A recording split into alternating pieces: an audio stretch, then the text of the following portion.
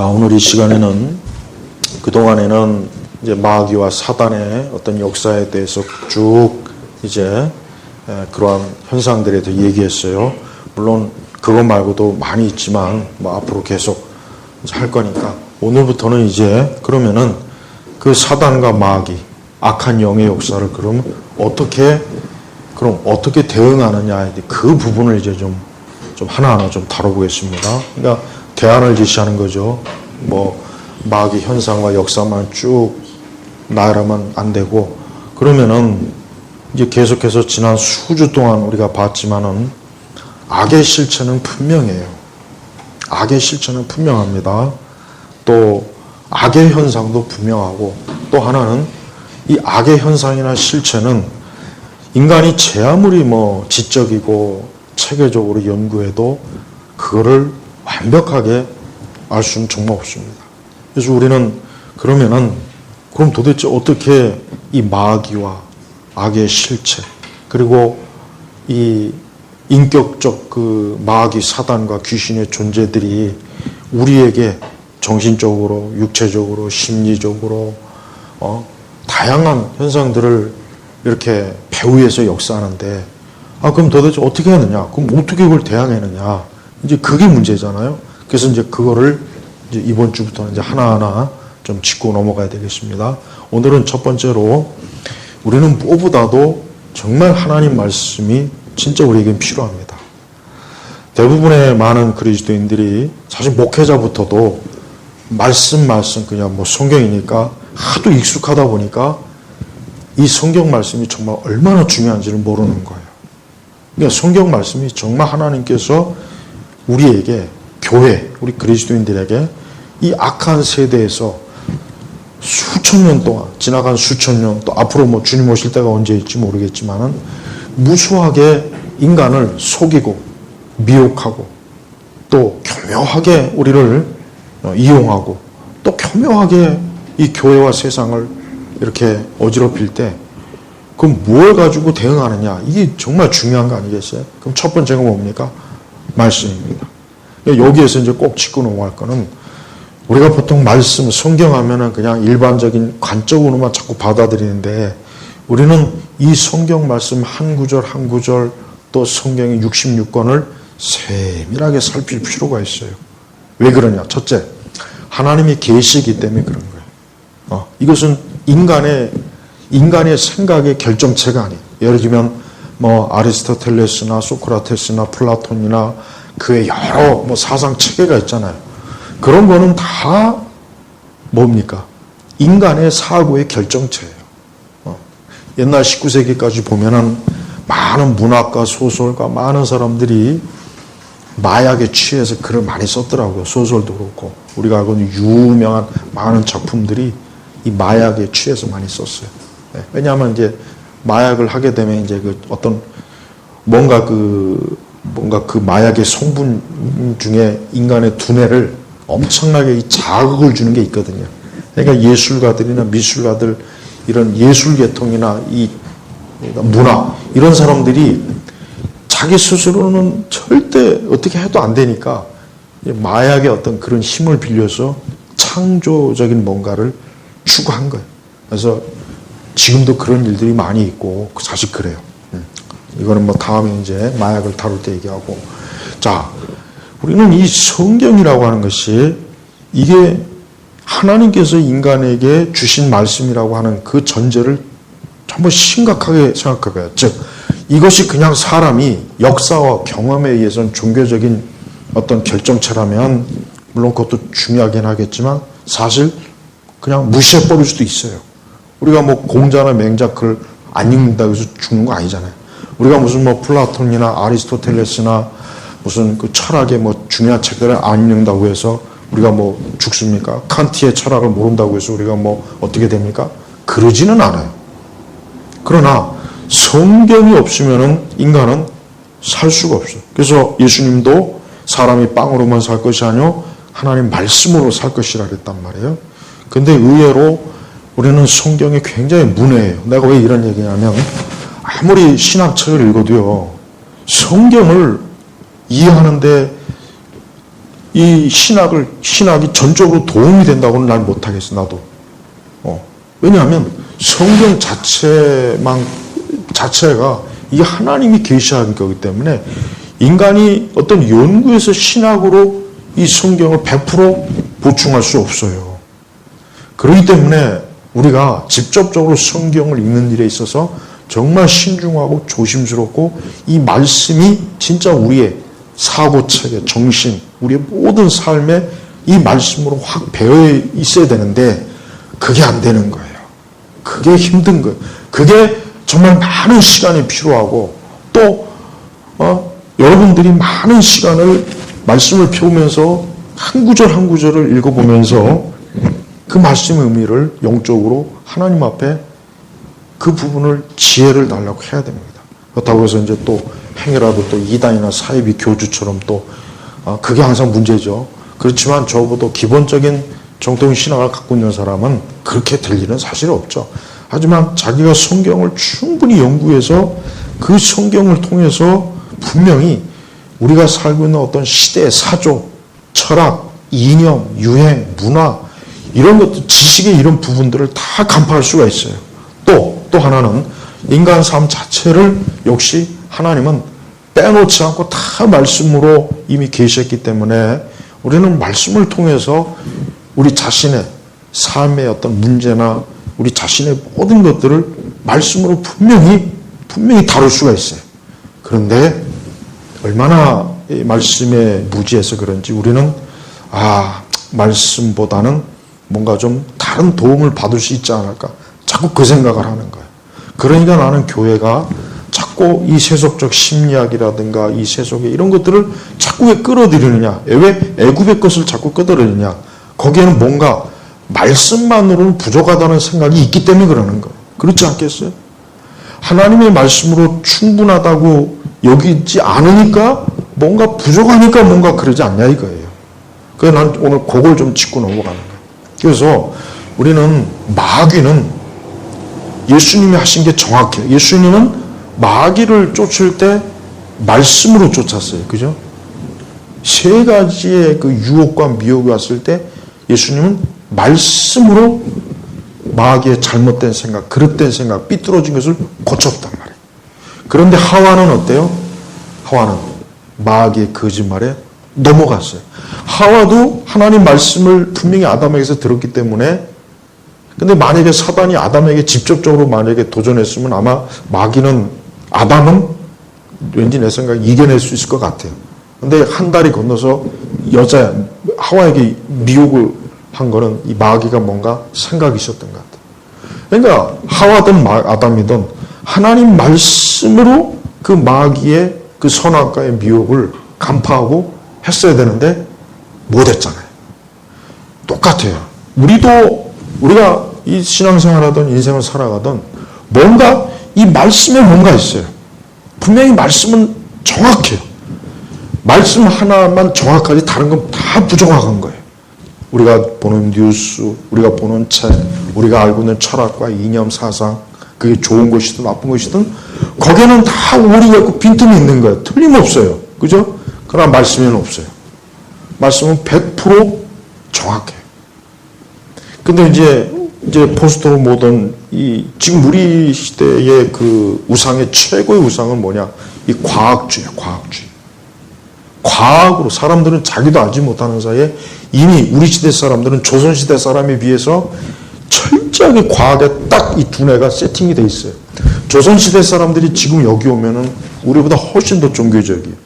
우리보다 훨씬 더 그 사람들은 우리가 만약에 성경을 가르치면 더 잘 믿고 절 받아줬다고 나는 확신해. 물론 성령의 역사를 해야 되겠죠. 왜 그러냐? 그 사람들은 우리보다 덜 과학적이거든. 그 사람들은 지나가는 나무에다가도 복을 비는 사람이고 물 떠놓고 복을 비는 사람이고 그 사람들은 하늘을 두려워할 줄 알아요. 근데 오늘 우리 시대는 어때요?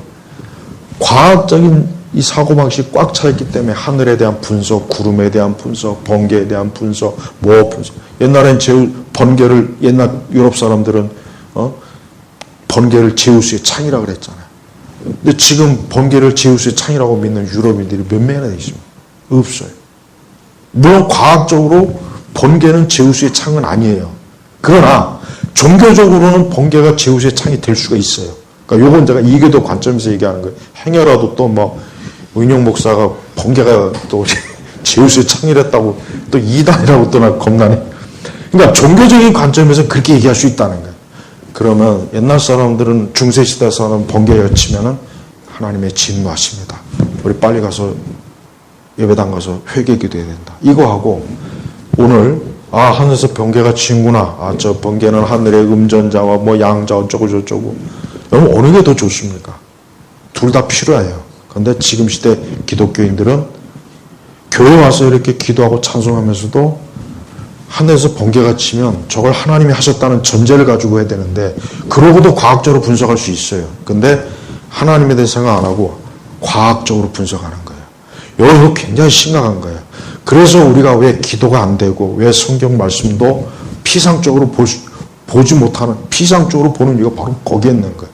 왜 성경에서 하나님의 그 많은 이적과 기적과 하나님의 그걸 보면서도 우리는 이게 내 실생활하고 무슨 상관이냐 이러고 살단 말이에요. 그러니까 옛날 조선시대 사람들이 만약에 여기다 데려다 놓고 성경 말씀 가르치면 내가 볼 땐 거의 다 믿을 거예요. 하나님이시구나. 그러고 보니까 우리의 농사에 비를 주고 이게 다 하나님이라고 하시는 분이 그 하늘이 바로 하나님이구나. 믿어요. 그러나 지금 사람들은 아무리 그 얘기를 해도 심지어 교회를 수십 년 다녀도 벌써 이미 이 세상 지식체계가 머리를 잡고 있지 말씀이 지식체계에 잡고 있지 않아요. 그리고 지금 또 하나 이제 중요한 것은 언젠가부터 서구 사회는요, 종교를 가진 사람은 특히 기독교 신앙을 가진 사람은 비이성적이고 비합리적인 사람이라 그 사람들은 회사에서 인사 그 고과에서 평가가 낮아요. 이 사람은 교회를 다니고 신앙을 가졌기 때문에 비합리적이고 비과학적이고 비이성적이라는 전제를 가지고 회사 경영진들이 이 사람을 낮춰보는 거예요. 지금 그래요. 그러니까 중세시대 때는 하나님 안 믿으면 오히려 그게 이제 죽일 놈이지만 근세에 들어와서부터는 하나님 믿으면 오히려 비이성적이고 비합리적인 미신을 주장하는 사람이기 때문에 이 사람은 중요한 직책을 감당할 수 없다. 하나님 믿지 않고 철저하게 과학주의, 이성주의적인 그런 사고방식을 가진 사람이 지도자가 된다. 좋은, 높은 중요한 직책을 맡을 수 있다. 이게 세계관이 확 변해버린 거예요. 근데 이게 다 교회 안에도, 우리 교회 안에도 나는 교회 이렇게 다니는 신자들을 보면은 분명히 성경 말씀을 읽고 듣고 설교도 듣지만 그게 더 깊이 과연 우리 안에 파고드나, 우리 지식체계, 우리의 책에 파고드느냐 했을 때 난 그렇다기보다는 이 살얼음이 어른 정도밖에 되지 않는가. 살얼음은 못 걸어요. 살얼음판은 걸었다 하면 빠져버려요. 그러나 얼음이 두꺼우면 거기에 전차도 지나갈 수 있어요. 전차. 러시아에서 한 겨울에는 그 호수가 얼면은 전차도 거기 있잖아요. 전차가 얼마나 무거워요, 그게.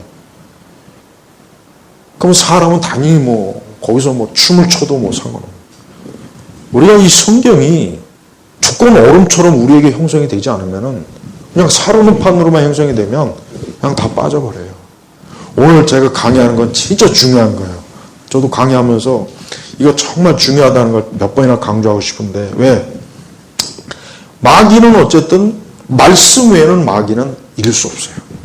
철학 안 돼요. 칸트, 플라톤, 근대 철학이든 포스트 모던이든 현대 철학이든 고전 철학이든 마귀는 그런 거 아무것도 아니에요. 그런 거 그냥 지푸라기 정도밖에 안 돼. 그러나 말씀 앞에서는 마귀는 힘을 못 써요. 그러니까 우리 성도들이 매사에 모든 걸 말씀으로 접근하는 게 이게 우선인데 아까 얘기했지만은 번개가 치면은 저걸 하나님이 하셨다라고 생각하는 것이 아니라 번개는 이미 벌써 과학적인 원리에서 다 밝혀졌어. 이런 식으로 생각하면은 교회 다니는 사람들까지 이런 생각하면은 그거 어떻게 해? 말씀이 소용이 없는 거야. 욥기 봐, 욥기. 욥기에 하나님께서 욥에게 질문한 그 내용들을 지금이라도 다 답할 수 있습니까? 못해요. 못한단 말이에요. 그러니까 우리가 이 과학주의적인 사고방식은 분명히 물론 그게 필요해요. 어떤 사물의 원리, 중력의 원리, 어떤 산소, 전기, 전자, 원자, 핵의 원리, 그거 중요합니다. 그게 중요한데, 그러나 그 원천적인 배후에 누가 계십니까? 하나님이 계시잖아요. 그런데 하나님을 싹 빼버리고 인간의 어떤 이성과 합리적으로 분석한 게 그게 신이 돼버리는 거예요. 근데 안타깝지만 신앙생활하는 많은 사람들도 그렇게 되는 거예요. 자, 우리가 질병은 분명히 질병은 성경적으로 어떤 죄 때문이고, 질병은 또 하나님이 치시는 매가 되기도 해요. 물론 질병에 대해서 우리가 다 분석할 수는 없어요.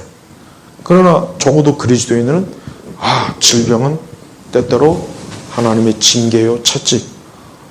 우리가 이 전염병도 그냥 일반 인본주의적 과학자들이야, 이 전염병은 어떤 원리에서.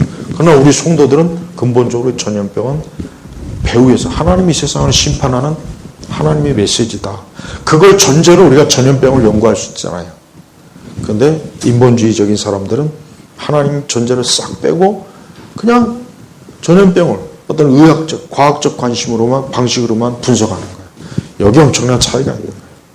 그러니까 우리가 마귀의 이 온갖 다양한 이 사역에 있어서 마귀의 사역을 우리는 말씀으로만 분석하고 말씀으로만 우리가 대응을 해야지, 말씀을 통해서 그 말씀을 통해서 마귀가 어떻게 움직이고 활동하고 있구나, 지금 내 정신과 마음과 삶에 이 마귀가 어떻게 침투하고 있구나, 말씀으로 우리가 딱 이거를 알 정도가 되어야 진짜 그게 이 말씀이 내 무기가 되지, 말씀이 검이 되지. 그렇지 않은 상태에서는 성경 아무리 갖고 있어도 소용이 없어요. 소용이 없네. 그래서 오늘 그럼 이 사단과 귀신과 마귀의 역사를 무엇으로 우리가 대응할 수 있느냐? 말씀이에요. 진리. 이걸 통해서 우리가 대응을 해야지 다른 걸 가지고 하려면 안 돼요. 다양한 온갖 세상과 인간의 심리적, 정신적, 영적인 것들을 우리가 어떤 철학이나 심리학이나 어떤 세속주의, 인문주의를 해결하려고 하면은 더 꼬이고 더 복잡해지는 거예요. 그래서 우리는 성경을 한번 유심히 읽어봐요. 이 성경 말씀 하나하나는 이건 하나님께서 계시하신 진리예요, 진리. 인간의 말하고 다른 거예요.